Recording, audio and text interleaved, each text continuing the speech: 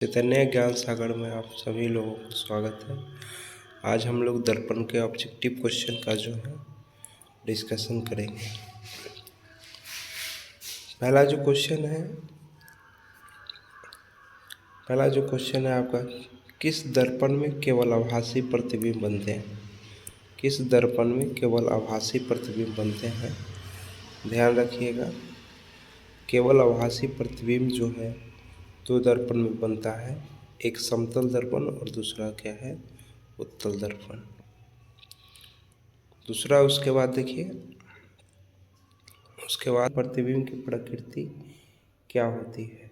समतल दर्पण में प्रतिबिंब की प्रकृति क्या होती है, ये भी ध्यान दीजिएगा।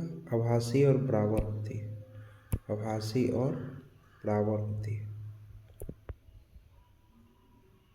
आभासी और बराबर होती है।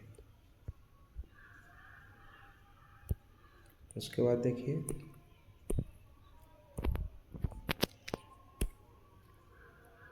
कहता है गोलीय दर्पण की फोकस दूरी वक्रता त्रिज्या की क्या होती है? ये ध्यान रखिएगा, फोकस दूरी जो होती है वक्रता त्रिज्या की आधी होती है। उसके बाद जो है अगला क्वेश्चन है, प्रकाश तरंग उदाहरण है किसका? प्रकाश तरंग जो है किसका उदाहरण? विद्युत चुंबकीय तरंग, विद्युत चुंबकीय तरंग। उसके बाद है आपका क्वेश्चन, देखिएगा, दर्पण सूत्र कौन है निम्नलिखित में से? दर्पण सूत्र आप लोग जानते हैं, 1/D नंबर इसका आंसर होगा। 1/B प्लस 1/U बराबर 1/F होता है दर्पण सूत्र। उसके बाद जो है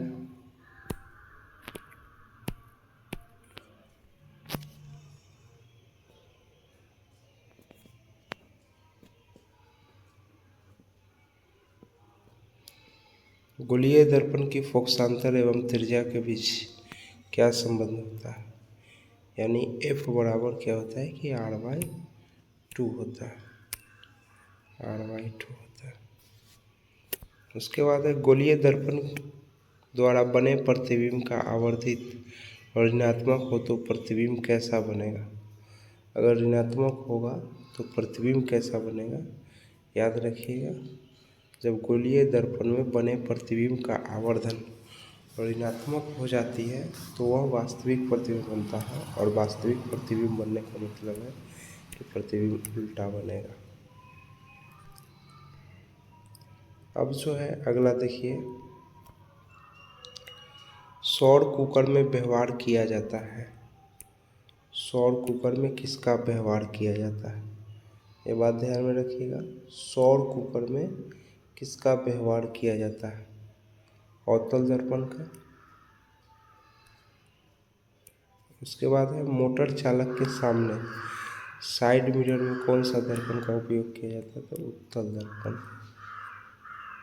उसके बाद है सर्च लाइट का परावर्तक सतह होता है, सर्च लाइट का जो है परावर्तक सतह कैसा होता है? तो ध्यान रखिएगा, अवतल होता है। उसके बाद है ध्यान रखिएगा, प्रकाश की किरणें गमन करती है, प्रकाश की किरणें सीधी रेखा में गमन करती है, सीधी रेखा में गमन करती है। उसके बाद जो है प्रकाश के परावर्तन कितने नियम होते हैं? प्रकाश के परावर्तन के कितने नियम होते हैं? ध्यान रखिए, प्रकाश के परावर्तन के 2 नियम होते हैं। किस दर्पण में बड़ा प्रतिबिंब बनता है? तो ये भी आप लोग को पता है, दर्पण जो है ध्यान रखिएगा, अवतल दर्पण में बड़ा प्रतिबिंब बनता है। समतल दर्पण द्वारा बना प्रतिबिंब होता है वास्तविक, काल्पनिक, दोनों काल्पनिक होगा, यानी आभासी प्रतिबिंब बनता है, काल्पनिक होगा। उसके बाद है दाढ़ी बनाने में कौन सा दर्पण का प्रयुक्त होता है? दाढ़ी बनाने में ध्यान रखिए अवतल दर्पण का प्रयुक्त होता है। उसके बाद अगर हम लोग देखें, परावर्तन के नियम निर्धारित होता है। परावर्तन का नियम, आपतन कोण परावर्तन कोण के बराबर होता है। उसके बाद देखिए, दांत विशेषज्ञ किस दर्पण का उपयोग मरीजों को देखने में करता है। तो दंत चिकित्सक में आपको बताए थे अवतल दर्पण का उपयोग होता है। उसके बाद है गोलीय दर्पण का परावर्तक सतह, गोलीय दर्पण का परावर्तक गोलीय दर्पण के परावर्तन पृष्ठ की वृत्ताकार सीमा रेखा का व्यास होता है। रेखा का जो है वह व्यास कितना होता है, ये बात ध्यान में रखिएगा। क्या होता है, उसको क्या कहते हैं, तो ये ध्यान रखिएगा, वक्रता त्रिज्या उसको कहते हैं, वक्रता त्रिज्या। उसके बाद कहता है 19 नंबर क्वेश्चन है, क्या कहता है, एक उत्तल दर्पण द्वारा बने प्रतिबिंब हमेशा होता है। तो उत्तल दर्पण द्वारा हमेशा जो बनता है प्रतिबिंब वह काल्पनिक होता है और वस्तु से क्या होता है, छोटा होता है। ये बात ध्यान में रखिए। अब जो है हम लोग देखें, ऐसे पदार्थ जिनसे होकर प्रकाश आसानी से पार कर जाता है कहे जाते हैं। पार कर जाएगा तो उसको पारदर्शी कहेंगे। उसके बाद 19 नंबर क्वेश्चन है, हमारी आँख जो देख सकती है वह वस्तुएं क्या है। हमारी आँखें जो देख सकती है वह वस्तुएं क्या है, क्या होती है, वे वस्तुएं होती है ना। ये बात ध्यान में रखिएगा, हमारी आँखें जो देख सकती है वे वस्तुएं होती है। बहुत सिंपल बात है, इसका आंसर हो जाएगा दीप्त। उसके बाद जो है, उसके बाद आपका है, कहता है कि यदि किसी बिंब का प्रतिबिंब का आवर्धन ऋणात्मक हो तो उस प्रतिबिंब की प्रकृति क्या होगी। आवर्धन जब ऋणात्मक होता है तो उसकी प्रकृति क्या होगी, ये भी बताया है। आवर्धन ऋणात्मक होगा तो हमेशा कैसा होगा, ये अवतल दर्पण की कहानी होगा। अवतल दर्पण में पर जो प्रतिबिंब बनता है वो हमेशा ध्यान रखिएगा, यानी वास्तविक। अवतल दर्पण में जो प्रतिबिंब आपको बताया था, है ना, ये हो गया आपको फोकस हो गया, यहाँ देखिएगा वक्रता केंद्र हो गया और इधर बनता है एक, इसका आभासी बनता है।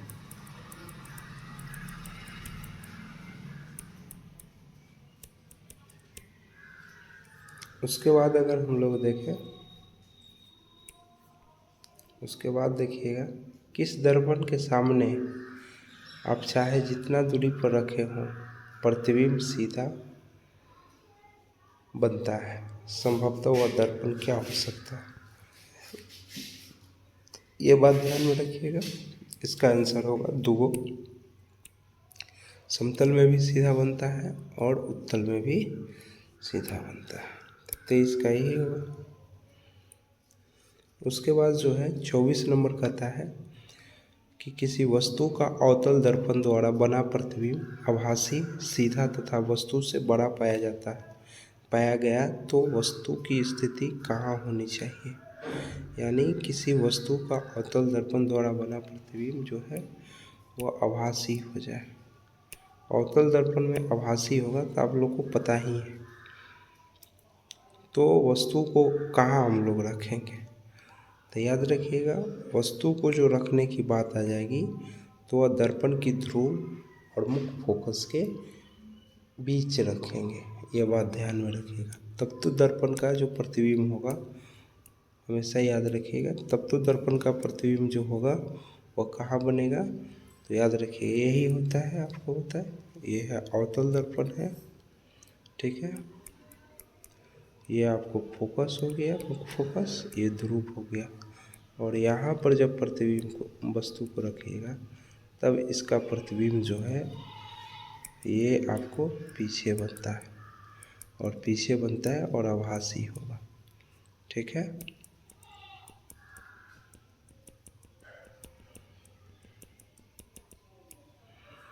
अब देखिए उसके बाद जो है आपको बताया निम्नलिखित में से किस दर्पण द्वारा किसी वस्तु का वास्तविक प्रतिबिंब मिल सकती है?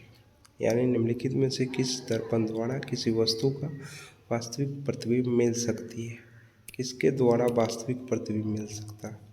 तो अवतल दर्पण द्वारा, तथा उत्तल दर्पण द्वारा बना प्रतिबिंब हमेशा होता है, उत्तल दर्पण द्वारा बना प्रतिबिंब हमेशा सीधा होता है, हमेशा सीधा होता है। कहता अवतल दर्पण द्वारा आवर्धित काल्पनिक प्रतिबिंब बनने के लिए वस्तु को कहाँ रखा जाएगा? फिर वही क्वेश्चन आ गया। यानी कहने का मतलब अवतल दर्पण में वस्तु का आवर्धित और सीधा प्रतिबिंब बनाने के लिए वस्तु को कहाँ रखेंगे? तो ये तो आपको पता ही है। अवतल दर्पण द्वारा आवर्धित काल्पनिक प्रतिबिंब बनाने के लिए वस्तु को कहाँ रखा जा सकता है या कहाँ पर हम लोग रखते हैं? वक्रता केंद्र और फोकस के बीच रखेंगे। उसके बाद देखिए अगला क्वेश्चन है, प्रकाश तरंग उदाहरण किसकी है? उदाहरण हम लोग इसको चला चुके हैं, ये विद्युत चुंबकीय तरंग की। निर्वात में प्रकाश की चाल कितना होता है? निर्वात में प्रकाश की चाल कितना होता है? तो बहुत सिंपल है, ध्यान रखिएगा। निर्वात में प्रकाश की चाल जो होता है 3 × 10⁸ मीटर पर सेकेंड होता है। उसके बाद जो है काल्पनिक प्रतिबिंब हमेशा कैसा होता है? काल्पनिक प्रतिबिंब आप लोग जानते हैं हमेशा सीधा होता है। उसके बाद जो है आपका क्वेश्चन जो है ये देखिए, किस वस्तु का आवर्धित काल्पनिक प्रतिबिंब बनता है? किसी वस्तु का आवर्धित काल्पनिक प्रतिबिंब बनता है, आवर्धित काल्पनिक प्रतिबिंब बनता है यानी वस्तु से बड़ा। देखिए समतल में काल्पनिक बनेगा लेकिन बराबर बनेगा समतल में। उत्तल में क्या होगा कि वस्तु से छोटा बनेगा। अवतल में जब दर्पण के ध्रुव और फोकस के बीच रखेंगे तो दर्पण के पीछे आवर्धित बड़ा प्रतिबिंब बनेगा। संयुग्मी फोकस संभव है केवल, संयुग्मी फोकस जो है वह किस में संभव है? तो ये बात ध्यान रखिएगा, संयुग्मी फोकस जो होता है वह आपको अवतल दर्पण में संभव होगा। उसके बाद है, यदि किसी वस्तु को एक दर्पण के सामने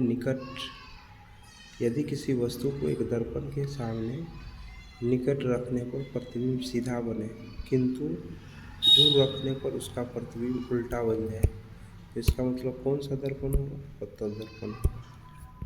उसके बाद देखिए, यदि किसी वस्तु का एक दर्पण के सम्मुख किसी भी वस्तु की दूरी पर रखने से उस दर्पण का प्रतिबिंब सदैव सीधा और छोटा बनता है, इसका मतलब वह दर्पण कौन होगा? याद रखिए उत्तल होगा। उसके बाद है, उत्तल दर्पण से प्रतिबिंब सदैव बनता है।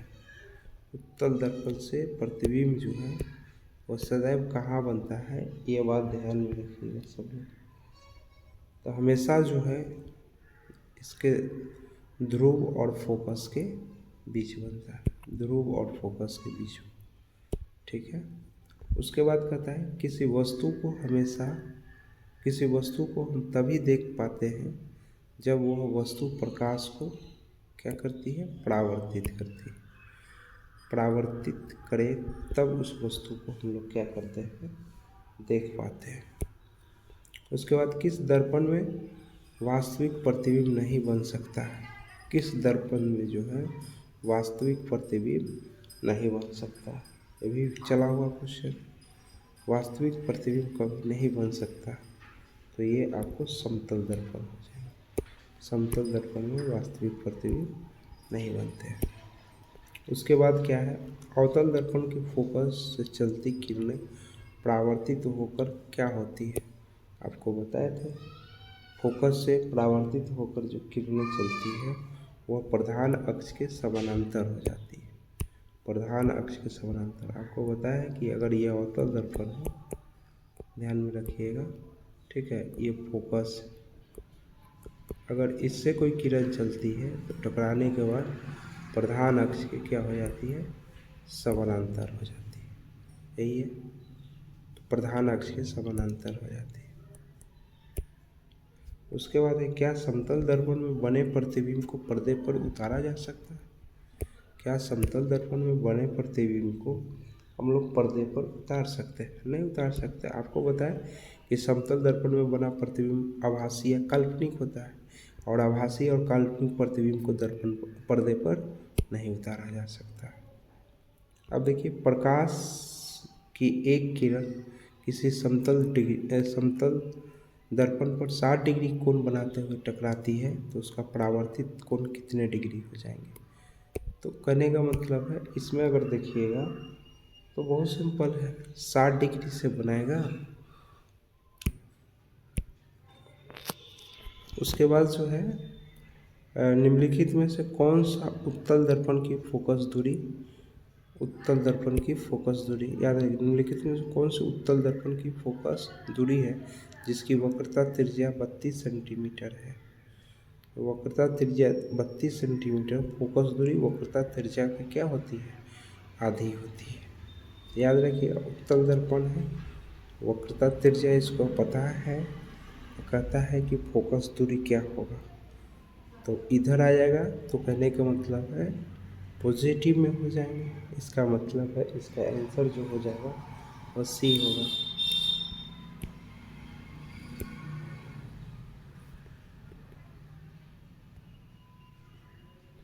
हमेशा ध्यान दीजिएगा, इसका जो आंसर हो जाएगा आपको, इसका जो आंसर होगा सी हो जाएगा।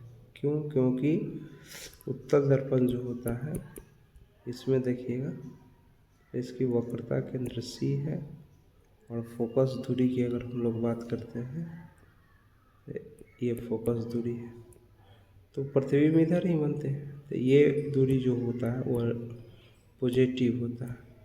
पॉजिटिव होगा तो पॉजिटिव इसका आंसर होगा। अब क्या है, एक उत्तल दर्पण की फोकस दूरी 20 सेंटीमीटर है तो उसकी वक्रता त्रिज्या होगी, फोकस दूरी अगर 20 सेंटीमीटर है तो इसका क्या होता है कि दुगनी हो जाती है। तो दुगनी हो जाती है, इसका मतलब 20 दूना के क्या होगा, 40 हो जाएगा। चलिए, बहुत बहुत धन्यवाद आपको वीडियो देखने के लिए। अगर अच्छा लगा होगा तो लाइक और सब्सक्राइब जरूर कर दीजिएगा ताकि और सारे वीडियो